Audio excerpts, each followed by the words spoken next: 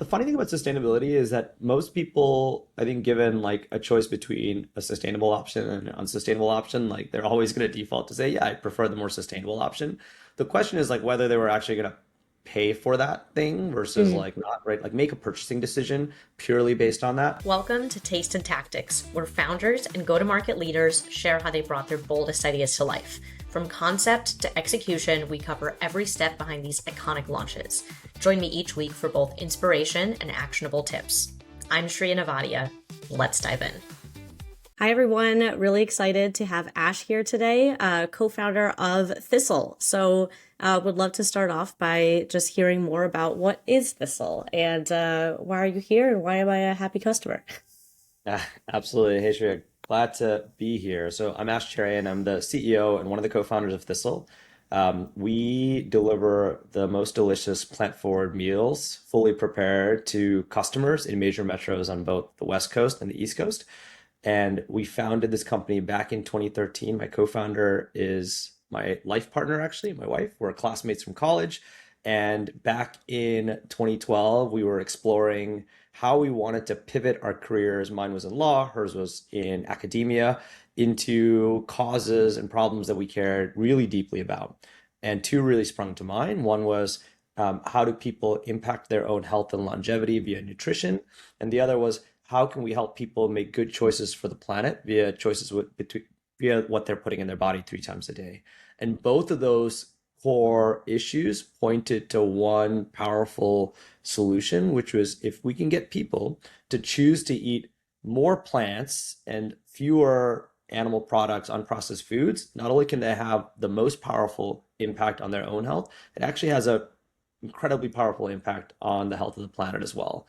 And so under that idea, we formed this notion of can we build a company and a service that can resonate with customers in the category of food, manufacturing, and logistics that never compromised on taste, but help people remove every single barrier in their minds to making what we felt was the right choice for health and planet and have that be the easiest, tastiest default choice.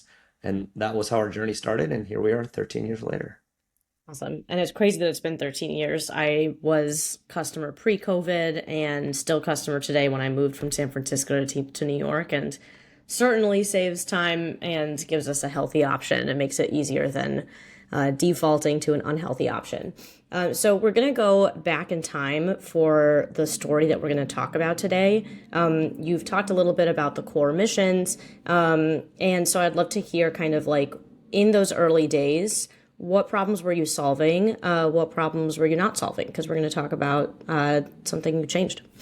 Yeah. So in the earliest of days, I think the single biggest thing that we needed to validate to ourselves was can two people who had zero food background or experience, can we actually even create a product that consumers would want and buy? Because food is an incredibly competitive category. I argue it's the most competitive category in the consumer space. And beyond just making everything like the margins work and distribution, you have to have something that's compelling and differentiated. And so, kind of step one for us is can we come up with something that was different enough than all the other options on the market? And can we validate that as a first step towards wanting to put more time, effort, dollars into building a company out of it? So we launched with our first product, which was a line of ultra fresh cold pressed juices. So back in 2012, 2013, cold pressed juice as a category was actually getting to be quite dynamic. A lot of people are discovering it. People were switching away from kind of what was the highest kind of performing kind of consumer product, which was kind of Odwalla and things kind of that nature, into things that they felt like if I'm going to have something that is high quality and a beverage, I want it to be mostly vegetable based. I want it to be free of any sort of preservatives, and we want it to taste really good. And so we launched with a line of these cold pressed juices that were just pure, delicious ingredients, everything from kale, apple, celery, cucumber, lemon, and just crafted something we felt was elevated, had a very short shelf life. It came in these beautiful glass bottles, and we actually sold them on the sidewalk in the streets of San Francisco in front of restaurants that we partnered with. We called these pop-ups, and the entire goal was to see whether people would try our product, give us feedback in real time. So Shiri and I were effectively staffing the store every single day, in addition to leading the manufacturing of it. And it was just an amazing opportunity to get a product in a consumer's hand, have them try it, have them give real-time feedback on how we could improve the formula. Would you buy this? Is this a price point that works for you? Would you buy it again? And that was just a wonderful opportunity to kind of do deep customer research. And it was kind of this dopamine hit because anytime someone actively chose to buy your product, I mean, it just feels like the most humbling experience possible that this person who can spend their hard-earned dollars across a multitude of choices in a place like San Francisco would choose to spend it with you. I thought was maybe one of the kind of the most cherished things and kind of most trusted things that someone and a consumer can want. And I think it started us on this journey of wanting to always place the consumer first, wanting to always make sure that we never lost that trust. And it gave us this ultimate validation, which is people love the product. In Mhm. fact, they loved it so much, not only did they want to buy it, our first big customer surprisingly wasn't kind of a bunch of people that came to us. It was actually a customer of ours that showed up day after day to our pop-up, purchased our juices, and said, "Hey, I work at Square. We Mhm. currently stock Odwalla at our commissaries. We're buying a bunch of it and no one drinks it. Can I introduce you to the head of our culinary program? And maybe there's a shot that you can be part of that juice program." And so a few days later, we were at the offices at Square. We're meeting with their head of culinary. Their head of culinary kind of opens the meeting by saying, Jack Dorsey really loves his juices. So unless Jack likes his juice, he's not gonna, this is gonna go nowhere. So we had come in with a bunch of samples. And we're like, well, we think these are delicious. And so we did a tasting. You could tell that they really liked it. And they're like, we'll get back to you tomorrow. We're gonna give these to Jack. And 24 hours later, they were like, great. We would love to stock these in our commissary. And the fun part of that story was we were manufacturing a few hundred bottles of juice a day. Like we didn't have the capacity to make any more. And they said, we would love to take 800 bottles from you. And we're like, oh my God, that's like, a massive spike in volume. We're like 800 bottles a week. That's going to really increase your volume. We're like, great, you're set for 800 bottles for next week. And they're like, no, 800 bottles a day. At which point, the only correct response is, of course, we can do that. And then we scrambled and pulled a bunch of 24-hour shifts in order to get ready for that Monday.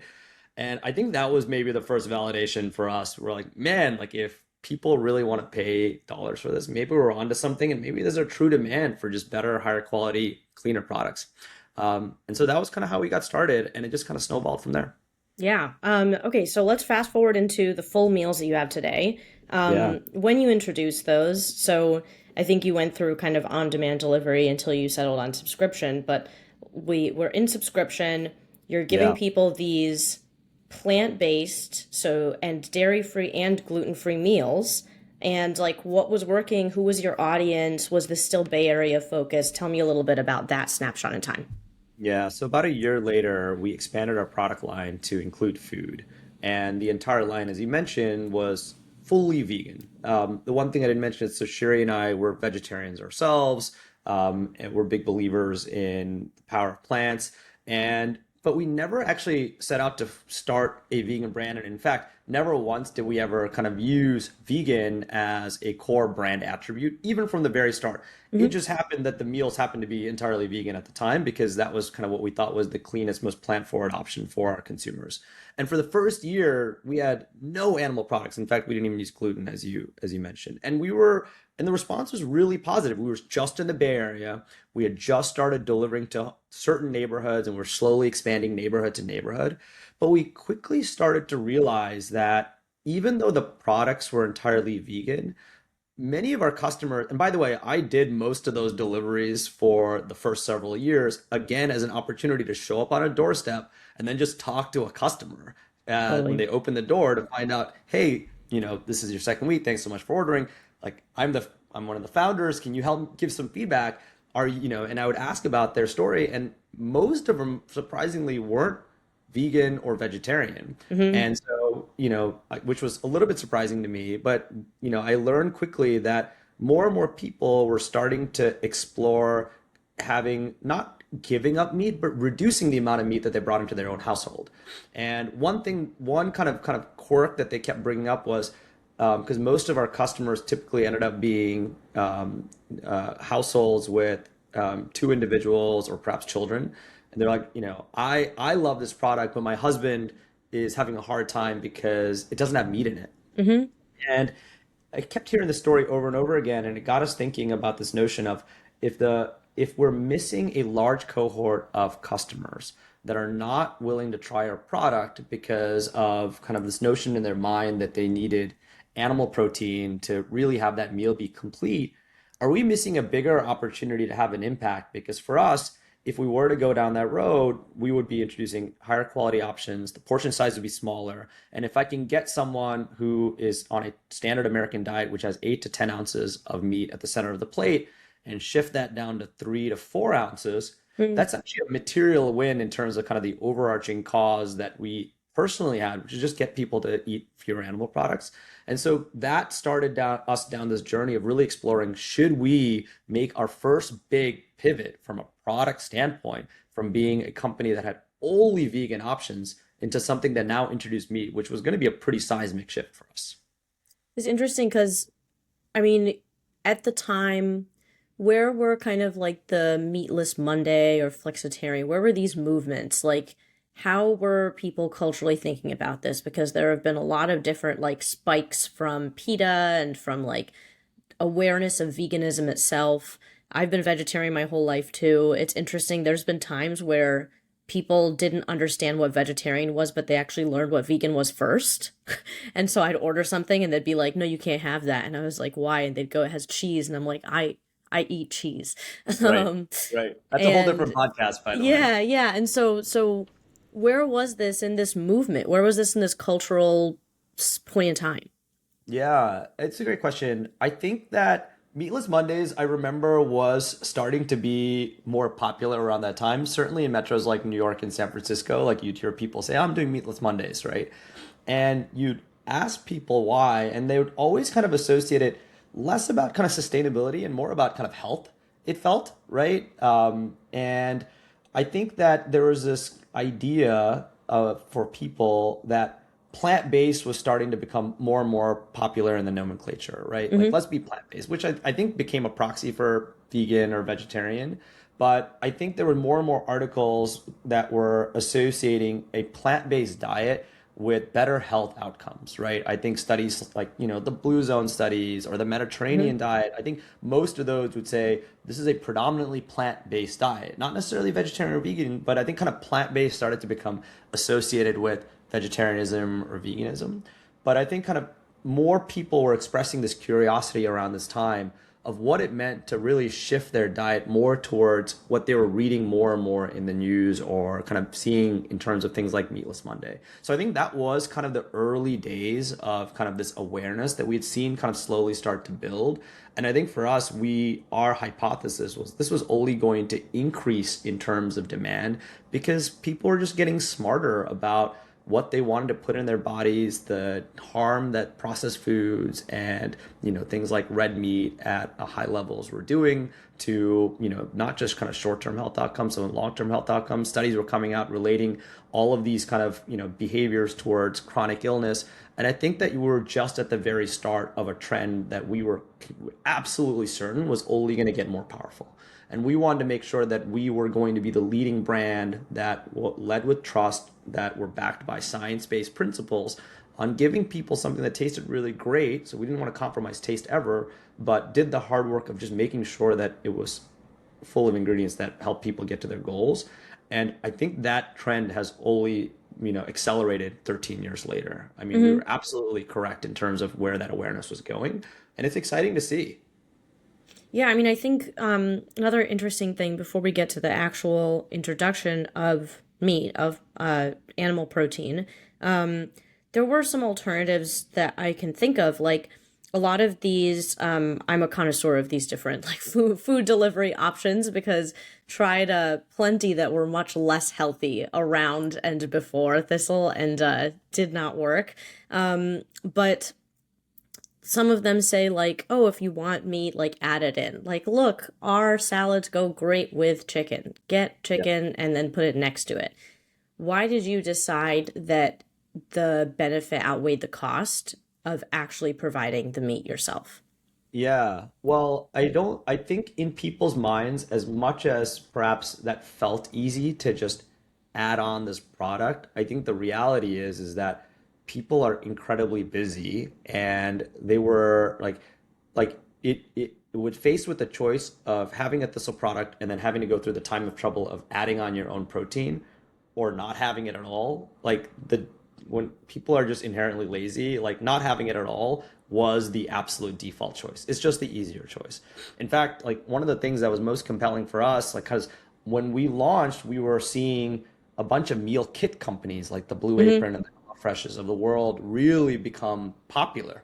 Hmm. And the one thing that I thought was always confusing was there was a Harvard Business School study from, 15 years ago that kind of surveyed Americans and between kind of the early 2000s, and they did a survey asking how likely are you going to want to cook your meals versus buy your meals from out of home.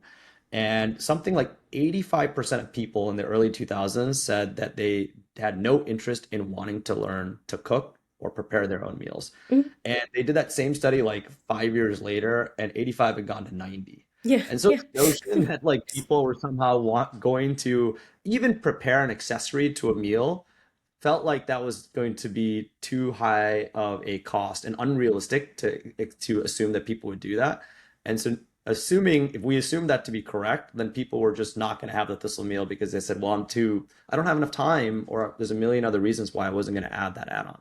So while I think that's an interesting approach, like I didn't think it was going to actually work in helping people actually make the choice they were looking to make. Hmm. So okay, so we're in the company. You're saying like we're seeing this pattern. Let's introduce animal protein. You have your anecdotal evidence.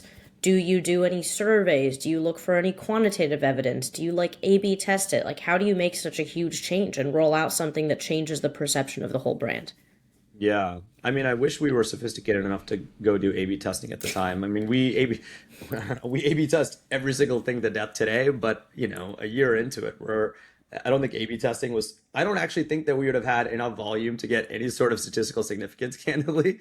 Yeah, Uh, yeah. but I do think the survey route is something that we've used from day one. And so, yes, we turned a lot of the anecdotal insights into let's build a proper survey. I think we had, you know, 100-ish, 150-ish customers. Like our customer base wasn't very big at that time, Hmm. but they were important to us because they were spending they were, at that time they were spending, 80, $90 week over week with us every single week. And for Hmm. us, we thought if we were to introduce meat, are we going to alienate a large portion of customers that had bet on us early days? And would they abandon us as a brand because they thought we had somehow betrayed the core principles upon which they were brought into this business? So we did do a survey, and surveys are funny because most people don't respond to them, but we actually had a pretty high response rate.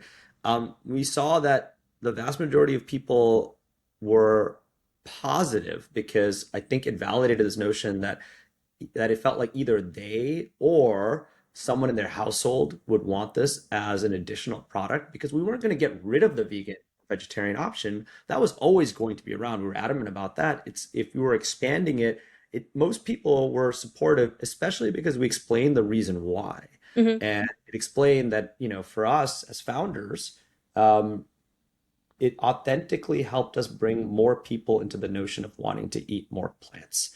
And I think kind of helping people understand the why gave people the right perspective, and the response was overwhelmingly positive on the survey. Now, that still didn't mean that we weren't absolutely terrified of having to make the change, but it gave us some more confidence that we were on the right track. And one thing I'm curious about, since you had like a small enough, like a contained enough list of customers, I'm sure you got to know them, especially when it's a week over week subscription. You've seen some of them in person. Um, another component of like deciding whether to eat meat or not, you've mentioned both health and sustainability. Did you Yeah. find that one was a stronger motivator than the other, or it was just different people were motivated by one, the other, both, neither? Yeah, I think that it's the funny thing about sustainability is that most people, I think, given like a choice between a sustainable option and an unsustainable option, like they're always going to default to say, yeah, I prefer the more sustainable option. The question is like whether they were actually going to pay for that thing versus Hmm. like not, right? Like make a purchasing decision purely based on that. And I think we found that in our category, there's certainly some people that were willing to make a purchasing decision based on that as the core attribute. Health was a much more powerful driver. Hmm. And so for us, helping people understand that plant-based, unprocessed, and ingredients that people were missing in their core diet that were real, like that is going to have a massive positive health impact. That resonated. And so kind of this change into adding meat didn't really change that value proposition as much. And I think as long as we had to nail the messaging, which we'll get to later, on why we were making this change, I think that also helped people feel good that we weren't just abandoning this notion of sustainability. In fact, like this was in line with pushing that forward more powerfully than ever. And what do you think of the word organic?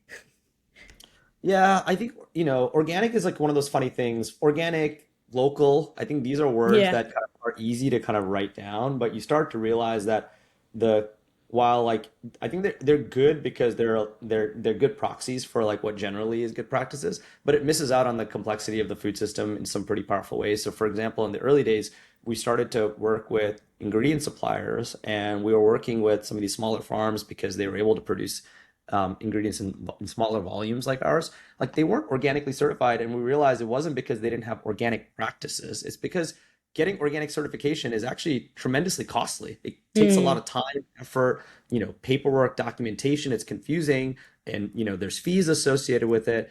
And a lot of smaller producers didn't weren't able to swing the economics or have the resources to go do that.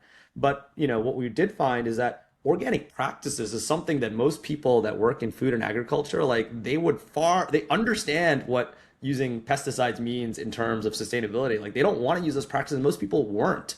And Hmm. so kind of by saying that we were organic, which by the way we did early days, it actually excluded a huge number of people that were using the exact same practices, but were perhaps, that we weren't able to kind of use as our vendors because they didn't have the certification. But from a marketing standpoint, oh, this isn't organic, like there's a pretty big risk in the consumer's mind. It's like, oh, does that mean that it has pesticides in it?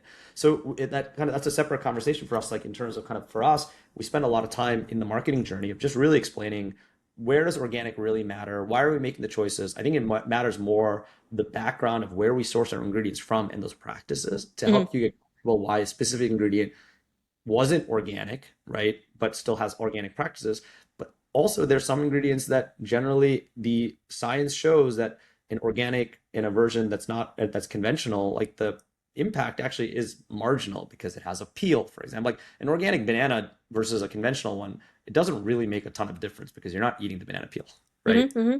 Cases. So I think that we spend a bunch of time making sure that we like, optimize for what the facts and the science was pointing to in terms of what was truly good for our customers. And let's spend the time perhaps explaining it rather than, trying to do something that was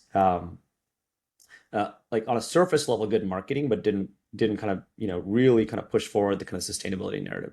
Local's another one, right? Like, I can tell you that a a locally sourced like red meat is the most kind of unsustainable meat on the planet, right? I think Hmm. kind of growing cattle like is, something like 10 times more intensive when it comes to water use, land use, um, uh, emissions than poultry or other alternatives. Like you can have a locally sourced steak, and that is going to be far worse for the environment than getting poultry from New Zealand shipped over by Oh wow, boat. It's actually that's like all interesting. of those other kind of transportation costs, like and the emissions associated with it, are dwarfed by the kind of the negative impact of something that's locally grown, but is happens to be really intensive from a resource standpoint.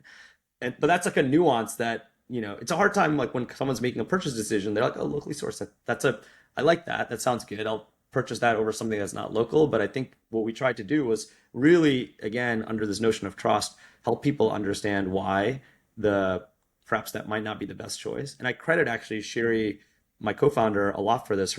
She's an environmental scientist. Her PhD was looking at the impact of things like air pollution on global crop yield, and she deeply understood kind of the nuances of food systems and complexity and these choices. And she spent a lot of time making sure that we weren't just paying lip service to the end customer, and that ultimately, like, we're building a long-term brand. Let's not lose that trust, and let's try to make good long-term decisions, even if it in the short term might make things harder. Mm-hmm. That makes so much sense. Okay, so you have a lot of different components that go into actually like sourcing and then creating these meals. And so now let's talk about the big marketing shift. So you have to tell people, you have to say we're introducing a meat option. You have to figure out like how to keep your existing customers, acquire new customers. What do you do?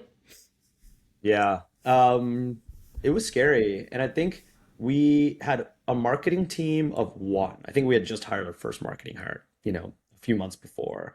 And she had come from a PR background, like many marketers do. And, we were working with her for weeks on what's the right messaging. And we had everything from, a video that we were going to put up that our customers could access to a note that would go in every single one of our customer bags, as well as to their emails, and post for all of our social media sites. And like we were a few days away from kind of pushing this forward, and it just felt like it was like all everything just felt so polished and inauthentic in our minds. And I think one of the bigger things that I think we did well was, like the nice thing about being a founder-led brand is like you have a lot of influence as a founder in speaking directly to your customer, and that's a big opportunity to either gain more of their trust or lose it.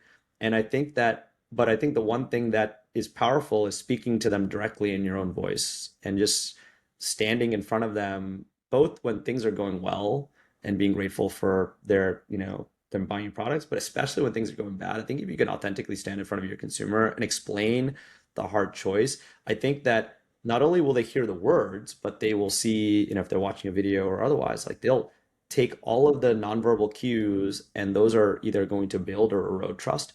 And I think that was actually something that we pivoted very quickly to, is like, can we just scrap all of the kind of the copy we have today, and let's write it as if we were speaking to someone plainly and directly in our own voice. And I think that we rejiggered all of our messaging accordingly, and we hit send. And of course, there were people that were still angry at us like that. Yeah. And by the way, and those messages came in first, Yeah. right? Is, I can't believe you're doing this. You're going against all your principles. Like, I trusted you. And that did not feel great. But very quickly, we started to get incredibly positive messages from the vast majority of our customers. Um, One, applauding us for, making this change, and like understanding the reason why, wishing us the best of luck. Even some people who said, this isn't for me because I only support vegan companies, but I understand why you're doing this. Like, we wish you the best of luck. Like, even some customers that were canceling, Mm-hmm. like they did it. I think the message did it well enough that they would leave in grace. Because I think the one thing that I'm always keenly aware of, just because a customer leaves doesn't mean they can have no impact. They can recommend you or not Yes. recommend you to other Yes. people. Like, I think ignoring that cohort actually is hugely problematic for any brand, because like they have a ton of kind of ability to influence a bunch of other folks in their circle. Mm-hmm. I It's the think I difference think between saying like, yeah, I loved using it for 3 months. I had to stop because of XYZ, or like I used it for yeah. 3 months. It was a ripoff. I hated it. Never sign up. Yeah. Yeah. And Yeah. I don't even know who these Huge people are. difference. Founders, right? Exactly. So Yeah.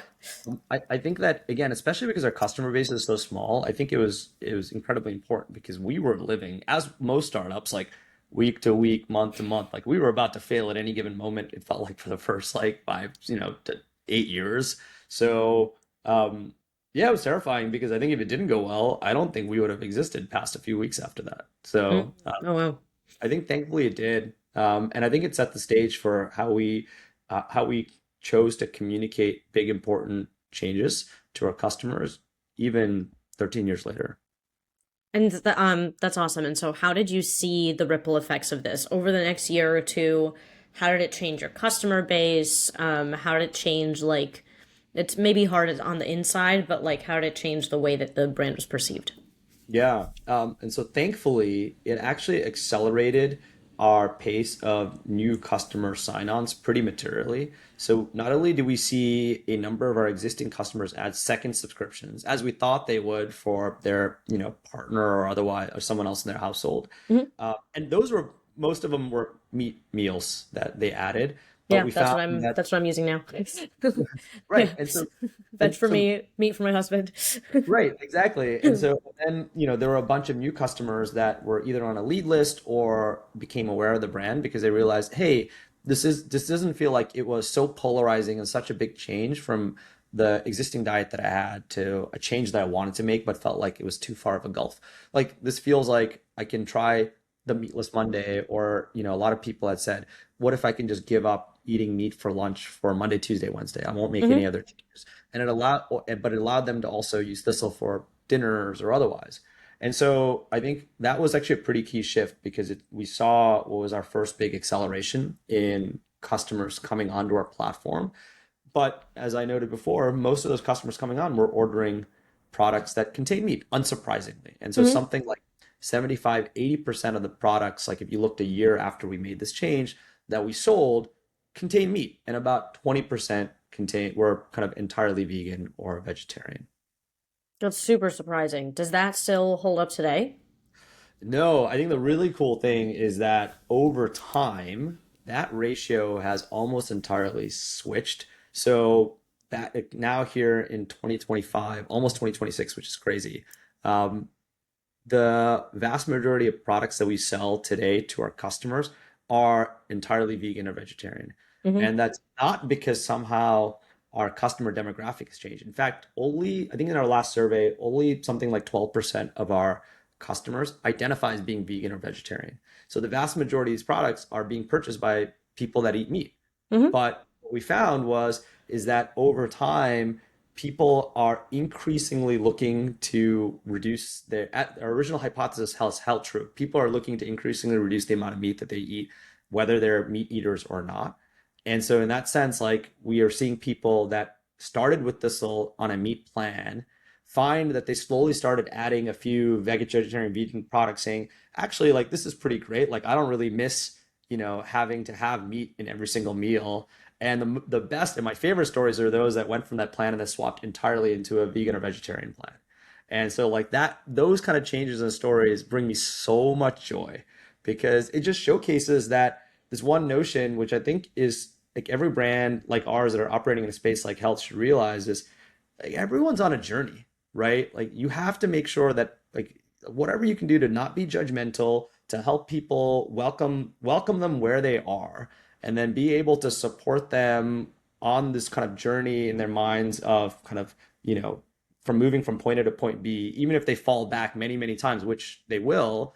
But if you can be a brand that continues to support them, like they'll stay with you. And I think that's kind of a big part of why we've seen that shift, and a big part of new customers that come in who aren't vegetarian and saying, I wanted to kind of, explore more plant-based products. And my friend told me that this is how he was able to do it. So I'm excited to try it. I think those are some of the best stories.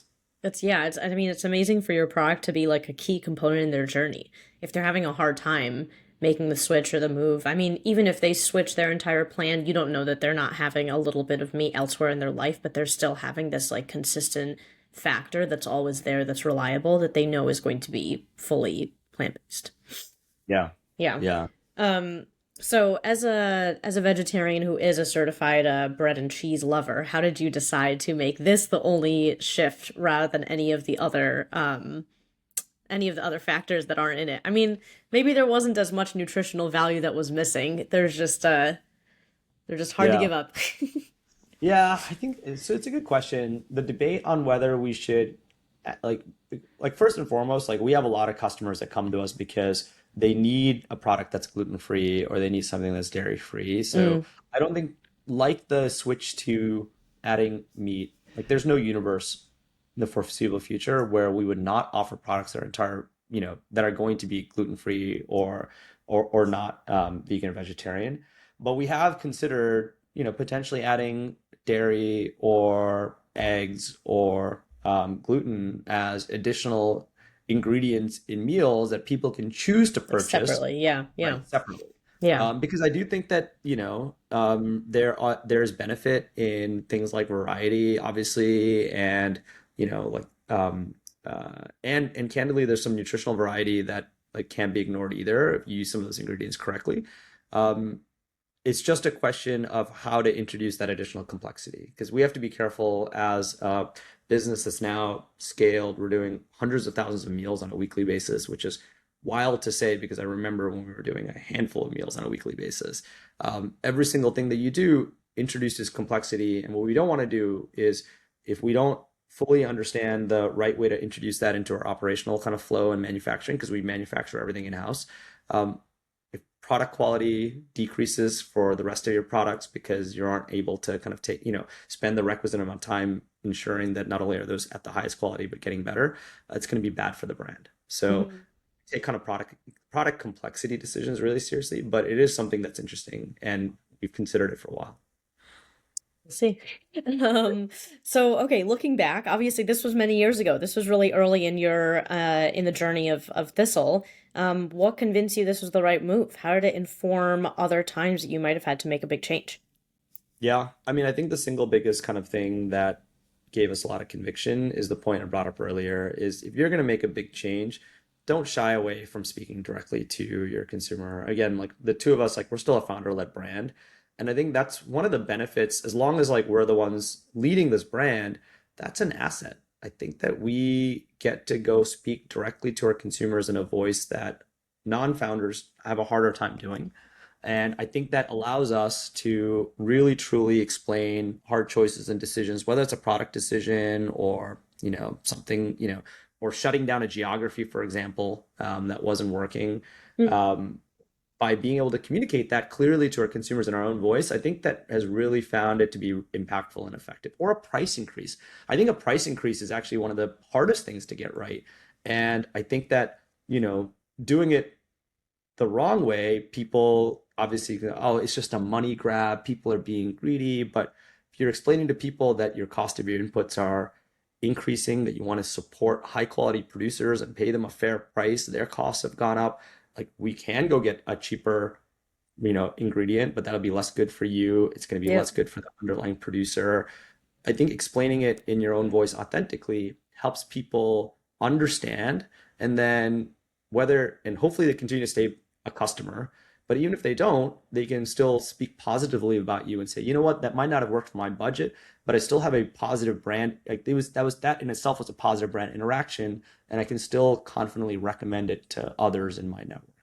Yeah. So I think that kind of one approach, I think has stayed consistent over time, and I think has served us quite well. It's tough. It's like obviously you have to keep things affordable, but you also want to say like, hey, you trust us with something that's both healthy and delicious, and you don't want it to be like the Shein of food, Yeah, just so it can stay at the same price point. Um, exactly. okay, well, I'd love to close on my favorite final question. So, when was a time that your personal taste went against what your team or market data was telling you, and how did you decide whether to follow your intuition or go with that? Yeah. At the risk of repeating it, um, I think going with something that feels, especially on marketing, more polished, I think sometimes can be a detriment as nice as it sounds. So whether that's something that sounds more polished in terms of words, something that sounds more polished in terms of imagery, something that, sounds more polished in terms of kind of, a post. I think today more than ever, that authenticity matters a lot because there's so many brands competing for the attention of a limited set of purchasers. And I think that by taking some of the polish off and showing some of the imperfections, which again, we're all imperfect humans, like no one communicates perfectly. I think in this day and age, like you're finding that it resonates more powerfully with customers than ever. So I guess I would urge people to spend the time, not perhaps outsourcing the messaging, but really sound like if you're receiving it on the other side, does it ring true? Does it resonate? Does it feel like now in this day and age, a person actually wrote it? Mhm. That I think that actually is maybe one of the more powerful things that we certainly went against recommendations early on, but I'm glad we did. Yeah, yeah. I mean, this is not a business that's going to be overturned by AI anytime soon. So, thanks for No, building something really, really powerful and valuable for so many, including myself. So, and no, you're yeah, welcome. thanks Thank Ash you. for joining us. This was really informative and useful. Appreciate your time. Thank you so much to Ashwin, co-founder and CEO of Thistle, for joining us. Here's some of the 3 things that I took away from this episode. So first, I think that, as we all know, talking to customers is important, but one of the really cool things they did early on was hand deliver meals so he could talk to them face to face, meet them, get to know them. And that's what really planted the seed of the idea of making their meals go from vegan to non-dairy, non-gluten, but option to add meat, because people would tell him face to face that there was someone else in their household who they couldn't get on board because they needed meat in every meal. The next thing that I thought was really cool was, like, similar to this idea, don't hold on to your mission and vision so closely that you aren't willing to see beyond that like initial narrow focus, and think about, how can I get more people on board to my mission and vision by giving another option that's closer to what they're already doing. So for Thistle, their early audience were these people who were very health conscious, sustainability conscious, and they might have leaned more vegetarian and vegan. But then once they added this option to add meat into your meals, you could still do the meals without meat, but that expanded their market share completely. And then now, once again, it's kind of flipped back, and a lot of people have used Thistle to help them make that lifestyle change in general to become vegetarian or vegan. The third thing that I thought was really great was just like communicating like you're a human instead of like you're a abstract corporation. Especially for some kind of big change, like, hey, we're going to change like the things that we offer to you. We're going to add in something that is maybe unexpected, something you don't think that our brand would have otherwise done, but it's going to be great. This is why. Or like when he was saying that you might have to increase the price, say it like you would to a person. Explain why you have to do this to be able to still deliver great quality, rather than kind of like alienating people by not talking to them like they're a human being and just like they're dollars and cents. Thanks again. I really appreciate his time. Taste and Tactics is available on every major podcast platform and at Taste and Tactics on LinkedIn, X, TikTok, and Instagram. Thank you to our producer, Simran Honda. See you next week.